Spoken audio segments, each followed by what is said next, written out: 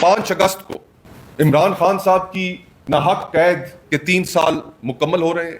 جو سلسلہ ہم شروع کرنے جا رہے ہیں اس کا اسکیجول اتحادی جماعتوں کے ساتھ مزید مشاورت کرنے کے بعد آپ سے شیئر کیا جائے گا. اس میں ان کے 3 سال مکمل ہونے پر بھی ایک احتجاج اور جلسہ اس میں شامل ہوگا.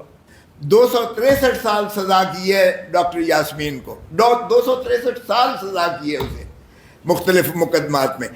اور ہمارا جو لیڈر آف دی اپوزیشن تھا قومی اسمبلی میں عمر ایوب, اس کو 50 سال سزا کی ہے اور اس کو ڈسکوالیفائی کر دیا ہے.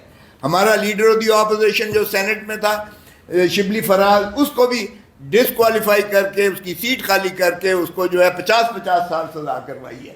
بچر صاحب جو ہمارا leader of the opposition Punjab assembly میں تھا, اس کو بھی سزا کر کے ڈسکوالیفائی کر کے 50 سال سزا کروائی ہے. او بابا اس طرح سے یہ اور ڈاکٹر یاسمین کے ساتھ بے شمار ہمارے جو ہے ایم این ایز اور ایم پی ایز اور سینیٹرز کو بھی اسی طرح سزائیں کروا کے تو آپ نے جو ہے پابا سلاسل کر کے ان کی سیٹیں بھی چھین لی ہیں.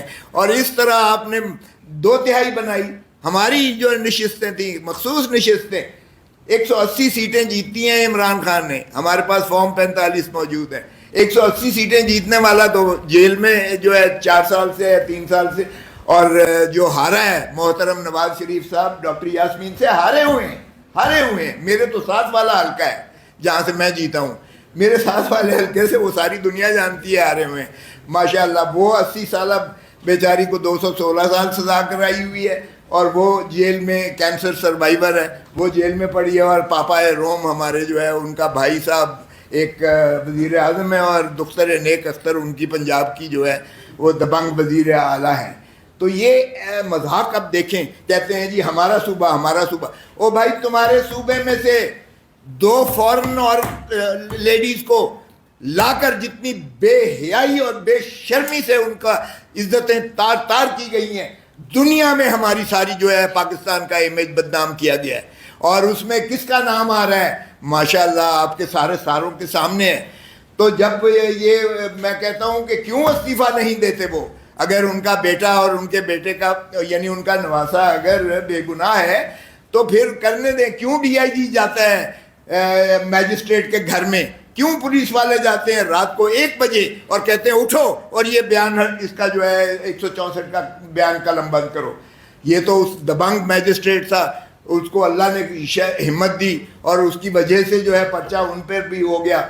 لیکن اب دیکھیں ساری یہ کاوش کی جا رہی ہے کہ یہ تو خود وکٹم تھا جی, یہ رضا ڈار صاحب تو خود وکٹم تھے. یہ تو ان کو ساروں کو بچانے کی کوشش اب بھی کی گئی ہے اور ان کو باہر بھیج دیا گیا. باہر جو کچھ ان کے بیانات آئیں گے وہ بھی پاکستان کی کتنی عزت افزائی ہوگی اس کا آپ خود جو ہے اندازہ لگا لیجئے گا.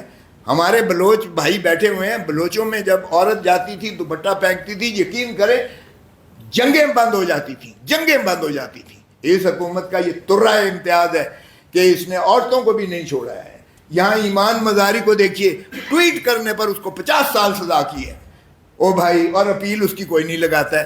اس لیے کہ ماشاءاللہ جو انہوں نے 18ویں ترمیم میں کہا تھا کہ سینئر موسٹ جج will be the chief justice of Pakistan, وہ بھٹو صاحب کے نواسے اور رانی شہید بے نظیر کے بیٹے نے ہلکان ہو کر 26ویں ترمیم جس طرح سے کروائی ہے, اور جس طرح سے اس 18ویں ترمیم تو کیا باپ کے 73 کے آئین کو بھی منہدم کر دیا. کیونکہ یہ آئین جو ہے 73 کا یہ ٹرائکوٹمی آف پاور پر بیسڈ تھا. یہ 3 ستون تھے اس کا, اور سب سے اہم ستون اس کا عدلیہ تھا جو واچ ڈاگ تھا آپ کی ایگزیکٹو کی دسترس اور زیادتیوں کو, وہ اس پہ نظر بھی رکھتا تھا اور اس کا ازالہ بھی کرتا تھا. آپ نے تو عدلیہ کو منہدم کر کے تابع کر دیا ایگزیکٹو کے.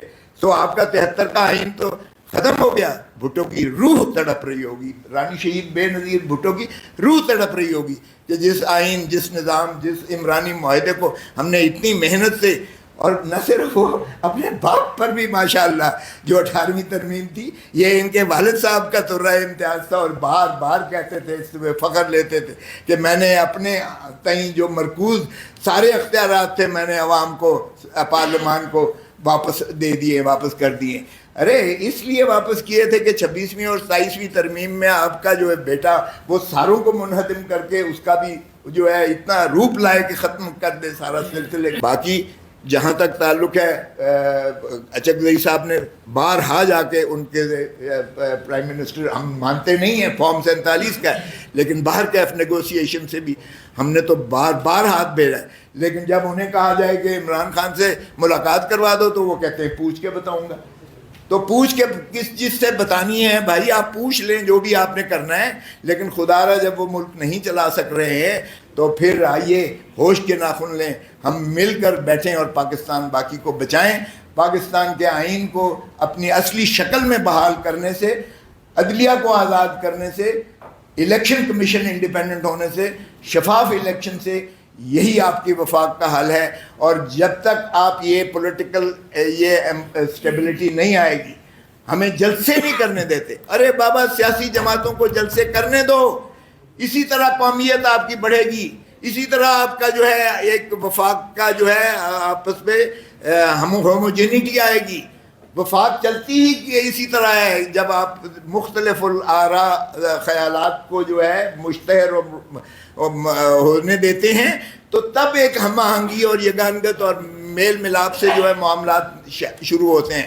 اور اختلاف رائے آپ کا جو حق ہے، آپ پر پیکا پر فوراً جو ہے یہ پابندیاں ختم کی جائیں.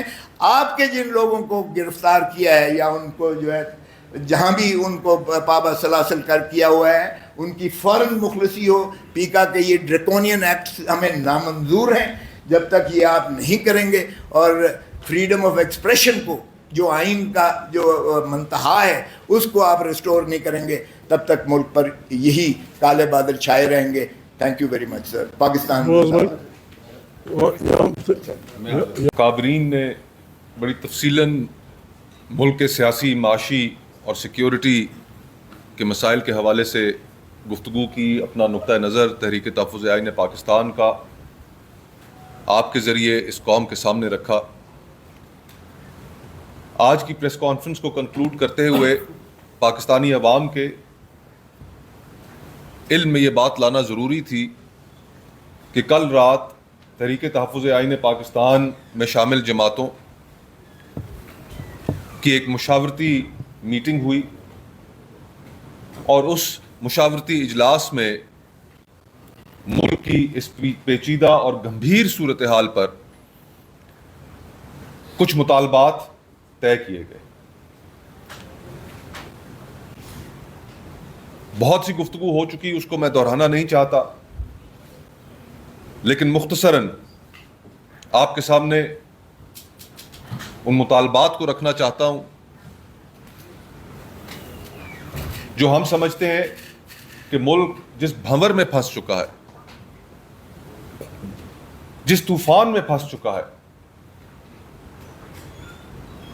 جس آگ میں جل رہا ہے، اگر آپ نے اس کی تپش میں کمی لانی ہے تو پھر ان پر عمل کرنا بہت ضروری ہے. ان پر عمل کیے بغیر نہ کوئی بات آگے بڑھے گی، نہ ہی پاکستان کے عوام مطمئن ہوں گے، نہ ہی بلوچستان، آزاد کشمیر اور خیبر پختونخوا میں لوگ مطمئن ہوں گے.